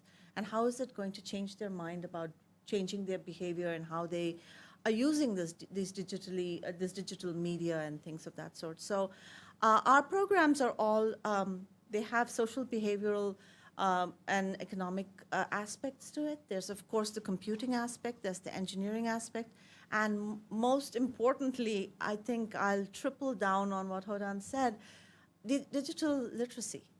And not just in the formal education, not just in the formal sense as in education at all levels from K through 12 all the way to graduate school, but also in the informal sense. When someone's using a particular platform, can you immediately give them feedback on whether the behavior they're indulging in is dangerous or whether they are consuming things that are not really verified or validated? So I think that we do need to do foundational research because there's a lot we don't understand. This is not anywhere close to being a solved problem, the ones that we're facing today. And again, what Hodan said, we don't know what we're facing down the line, right? Augmented reality and virtual reality, we don't even fully understand how those media can be used to actually attack or spread disinformation or fake. We just don't know.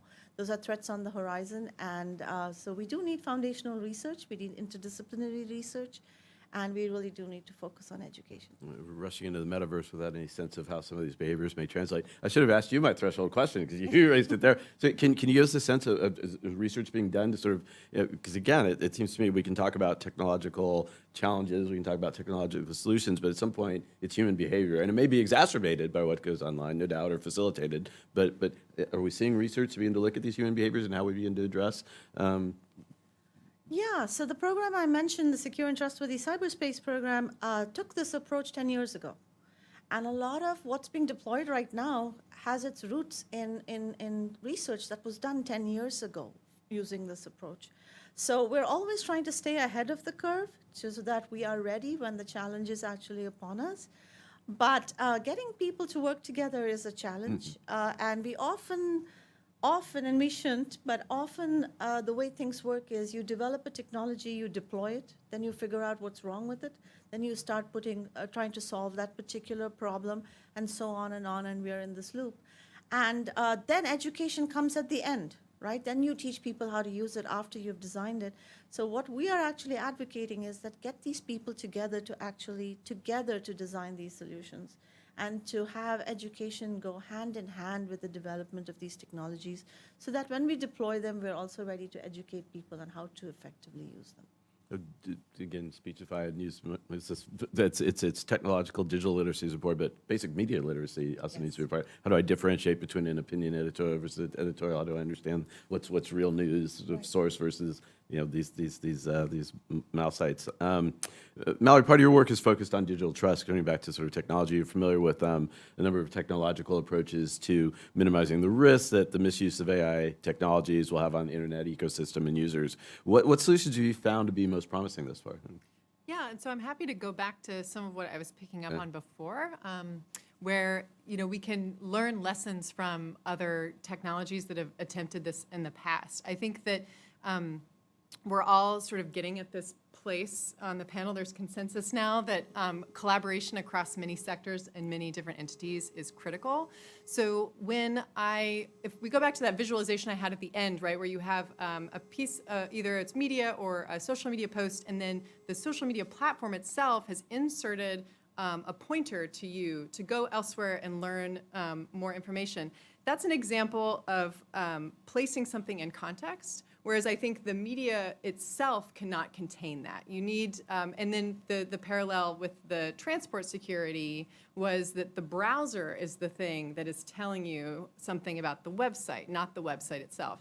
So in the case, I think, of media, we need to think about where that indicator lives, how it's shown to the user, and how to keep that simple, right? So that users can get something out of it, so that it's actionable information that they can verify elsewhere, and so that it means something. And I think there was another thing brought up in the panel just at the very end. I think, Sam, you mentioned it, which is you need to be able to revoke certain kinds of information, but also revoke the trustworthiness, too. I mean, it could be that, in fact, as is the case with the TLS certificate authorities, we were seeing that certificate authorities in Russia were spoofing certificates. So you have to not only worry about the websites they're spoofing, you have to cut off their ability to give certification.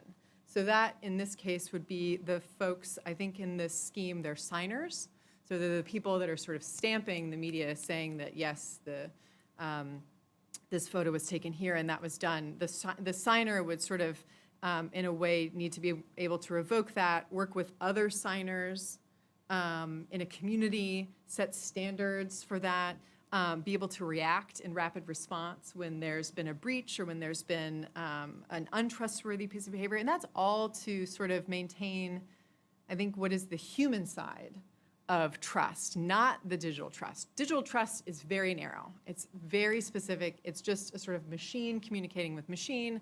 It's not trust with a capital T. It's not human trust. And so to be able to maintain that, you obviously need a lot of people and a lot of layers of collaboration. So you don't just need collaboration with camera manufacturers and publishers, you also need collaboration with social media companies that are going to be the ones to sort of create this visual marker for users of what they're seeing. And so that just is, it's a great opportunity, but it's also hard. As Nima pointed out, working with people can be hard, but ultimately, if it's an ecosystem-based solution, you're going to have a healthier ecosystem overall. But I'll just end with one thing that still worries me as potentially like questions to others, and maybe you all out there, is, when we sort of take digital trust, and which is a really narrow expression of trust, does that actually improve trust overall, or does it maybe make us question our sort of more human instincts around trust? I mean, the example I think is that, as I was listening to, I think I was listening to the fireside chat, I feel like on some level we should trust journalists. We should trust journalists whether or not they have really fancy cameras or are able to get their media signed. I think that always sort of coming up with a tech solution where the absence of that tech solution indicates distrust is somewhat of a risk. So I don't know, even as a technologist, I don't always know that the technology is improving the situation, and sometimes I think it might actually be making it a bit worse. Yeah, but that's fair. Just worried. Please, Tim. To just add to Mallory's point about the role that technology can play, there are a couple of other examples where technology can help rebuild trust when the fabric is being eroded. And to your point, it's a combination of trust in the technology and trust we have amongst humans. And to pick up again on Congressman Katko's comment about cybersecurity, if we think of multi-factor authentication, to ensure that the person requesting access to a specific account is actually the person who owns the account, and that has become a big focus area for Cisa, the Cybersecurity and Infrastructure Security Agency that you heard earlier, to encourage users to use multi-factor authentication. If we think about Twitter, that the fact that public figures have the blue tick so that you know that it is the actual profile. Something that we are trying to help advance through the Summit for Democracy is privacy-enhancing technologies that, again, go to, given the current focus on artificial intelligence and a lot of the concern that we've had about how machine learning and algorithm could unintentionally discriminate between users. There's certain other technologies that allow us to use the promise that artificial intelligence holds and combine it with privacy-enhancing technologies so that you can still analyze the data for public health purposes or otherwise, and still minimize the risk that we have from a privacy perspective and the broader kind of domestic policy agenda. So just to highlight that, to your comment, it's a socio-technical discussion, and we can't focus on one or the other, but ideally they're in tandem, and then the key question becomes, how can you help make sure that people know what privacy-enhancing technology is, that people know what the green lock stands for. And that goes back to your earlier reference to digital literacy. How do we get people to actually connect the dots between the underlying technological infrastructure and what they represent in terms of trust relationships that So I'm going to follow up a bit. Tim, I recognize that your focus is largely on promoting democratic values, but as we have this discussion, we've talked about the role of government and convening researchers and promoting research, talked a little bit about some technology approaches, a little bit of digital literacy. What other roles should the federal government play in addressing these issues? And again, I recognize you come here speaking specifically, but if you feel comfortable answering, responding. So the federal government can play a variety of roles, and I would distinguish first between the role that it can play domestically and then the role that the federal government can play internationally. At the National Security Council, we obviously focus on the international dimension of this, where we're currently in an environment where, if you look around the world, there is democratic backsliding around the world, and there is active competition about what the future, not just of the internet, but emerging technologies look like. And some countries who do not represent our values being very effective in getting other countries to buy their technology or use the technology. So that is where there's a fusion between national security interests and the democratic values we stand for. Domestically, the federal government, again, if we use the analogy to cybersecurity, which prior to this current role at the White House was my focus at DHS, we've been using a number of different levers for the federal government, be it the power of the purse and the federal government's ability to shape the ecosystem through contracts, the federal government's use of technology itself, and setting an example where post the intrusion of SolarWinds and the very long executive order that I'm sure everybody has read, all 30 plus pages, that sets out specific and is fairly prescriptive in terms of the use of encryption and other specific technological standards to increase the way that we protect federal networks. So the federal government can play a number of different roles. Last but certainly not least, and there are others, the convening power of the federal government, given that this is a multi-stakeholder conversation in many ways. So let me end here because that was all. No, that's very good. Thanks. Thank you very much. Nina, you get to sit at this perch where you get to see a bit of the private sector work. How can the private sector continue to work with the government or on its own accord address information manipulation and these issues? Leon? So I would say data. So I think where the private sector could really help is to make data, use case scenarios, even some details about the internal working of the algorithms, more transparency with respect to their platforms. If they make those available for research purposes, then I think we can come up with more generalized solutions. So right now, a few of the platforms actually release some partial data, and so everyone's using that data. And they're training their algorithms and developing their solutions based on one small part of what they're seeing. But that's the only data they have. So we're missing out on a lot of more generalizable solutions because we really don't have access to the data, the platforms, and the use cases. And I really think just data on its own is not useful. You actually need the use case scenarios. You need things like that, the context around the data. So I think that's one thing they can really do. I also think the platforms and the private sector can also really help with the digital literacy and media literacy aspects as well. I really do think that you can't expect someone to go off and take a 1-hour course on media and digital literacy and then have them actually connect that back to something that they're doing on a particular platform. So if you can have the platforms, have this integrated within the platforms, or have the platforms participate and make those tie-ins, I think that would be another thing that could be really useful. And finally, a lot of our researchers actually engage one-on-one with many of the companies that were mentioned, and they have very fruitful collaborations. But it doesn't extend to everybody. So engaging, I think, with funding agencies like NSF or any of the other more mission-focused agencies that also have science and technology programs, and bringing their not just their expertise, but their problems and their specific needs, et cetera, and bringing those into joint programs would be something that would be really useful. Solutions as well that can help inform broader conversation. Absolutely, and we always have industrial panelists at NSF, and we welcome that very unique perspective. So that's something that would also be really useful. It's a good advertisement for your work. I'll round it out. Mallory, we talked about governments, we talked a little about private sector, a little bit about civil sector. What about end users, those who actually consume the media and interact and engage in the online world? So it goes back a little bit to the sort of broader social responsibilities and human behavior, but any other insights? Yeah, I would just say that I think I'll place a lot of my concerns in this bucket, just because I do think that end users are a great source of culture and innovation when it comes to taking media, remixing it. We shouldn't undervalue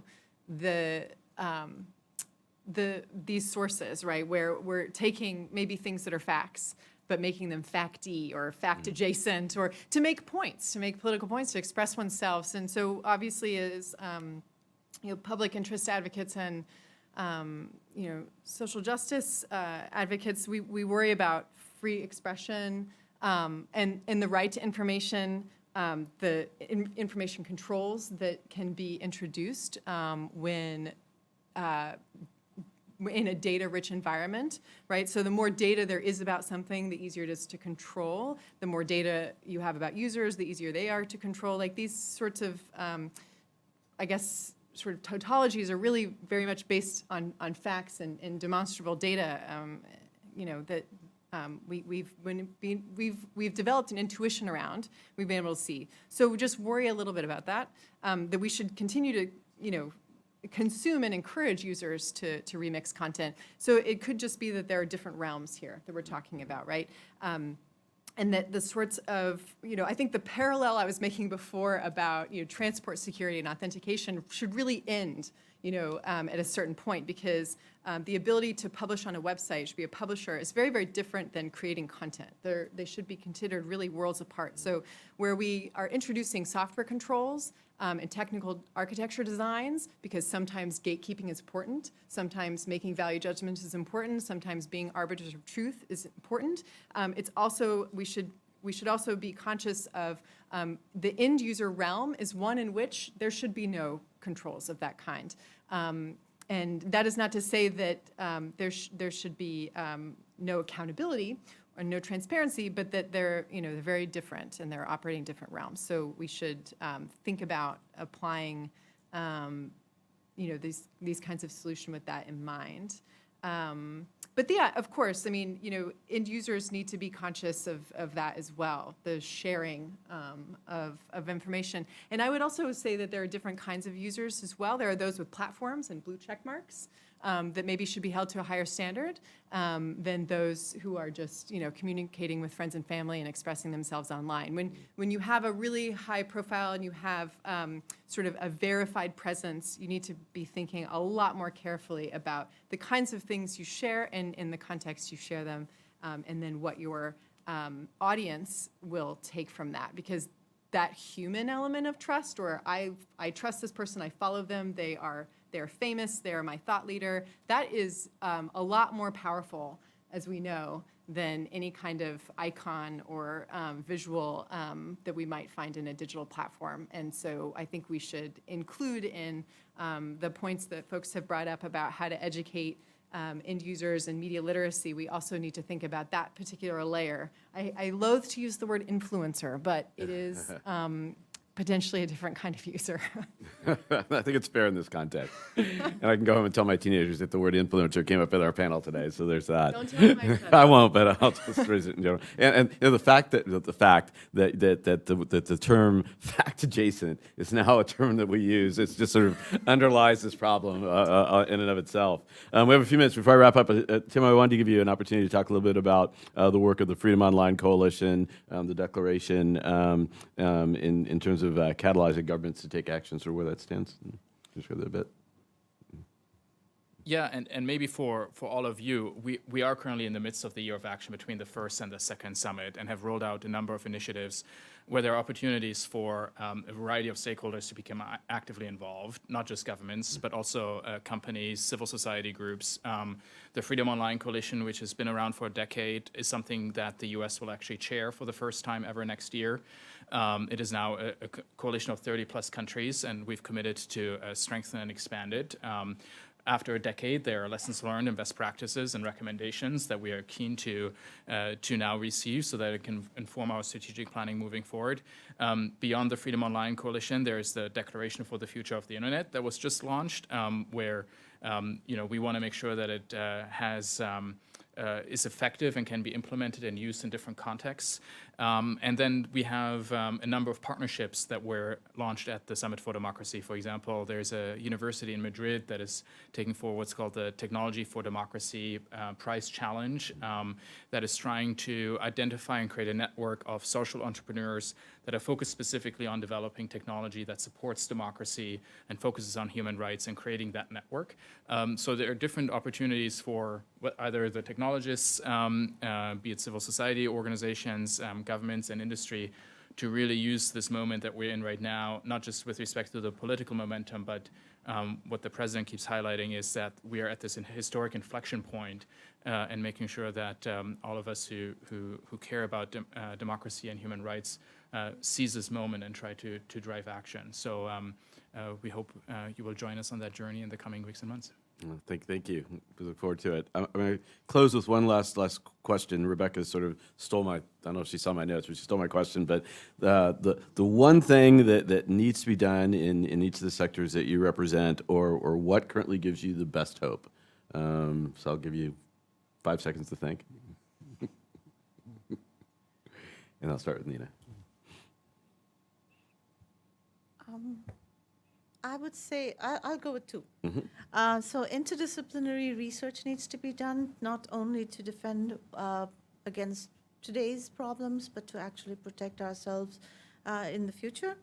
And I would say also just trying to get people trying to sort of instill, if you will, in society critical thinking. Like really think about what you're doing and informed choice. So people don't understand when, in privacy, in GDPR is this big, even I can't go through it. But all they see is they see a pop-up every time they go to a website, and they have a whole bunch of cookie options. I mean, some people understand what that is. Most people don't, and they take the most permissive thing. So we need to really have people make informed choices when they actually engage online. That's very wise. That's a good counsel. Mallory? Yeah, mine's similar. I think that there need to be more social media platforms involved in the C2PA to actually start being able to pull information out of media and display it in context rather than on the media itself. So that's a very specific technocratic thing that can be done. But I'm also really excited by the fact that this initiative can bring together a lot of different people who can continue to coordinate. Because if we learn from the browser forum, the certificate authority community, there's a lot of chatter and back and forth about them. In fact, one of the ways that you maintain your status as a certificate authority is you have to be responsive. And if you don't send back emails and nobody can contact you within a certain amount of time, you get removed as a CA. So I want those engaged to be engaged and helping solve problems, not just implementing once and being done. It's actually got to be a community effort that thinks about this particular issue in a long-term forum, and that has a lot of promise. Good. Tim, we'll round out with you. I would say 2 things that make me hopeful. The first one is that many of you here in the room grew up as digital natives and, unlike me, didn't have to make the jump. And therefore, with respect to future policy planning, you don't have to make that translation exercise anymore of people who are decision makers or otherwise. The next generation will have that knowledge intrinsically. They will have had their own lived experiences online, good or bad, that will inform the way that they think about what the future should look like online. So I think that is one, just with any new technology. And then second is our ability to innovate and to learn from the past. If we think about the pandemic and what world it would have been if we wouldn't have had the internet and a lot of the communications tools that have been developed, and what our lives would have been like during those 2 or 3 years. I think there is now some interesting research coming out of the human rights community and academic research demonstrating some of the potential risks that come with being so much more online now that we need to be focused on, so that we don't inevitably end up in a world that we did not want to end up in. But those are the two main factors that make me hopeful that we'll try to leverage. We'll carry that optimism and hope forward. I want to thank my panel. That was outstanding. Thank you very much. That concludes our program today. I want to thank all our panelists and thank you all for staying throughout the day. Thanks to our partners at CDT and Alex and her team for just an outstanding conversation that will continue. So look for more events, hopefully in partnership with CDT. So thanks again. We'll look forward to seeing you in the future.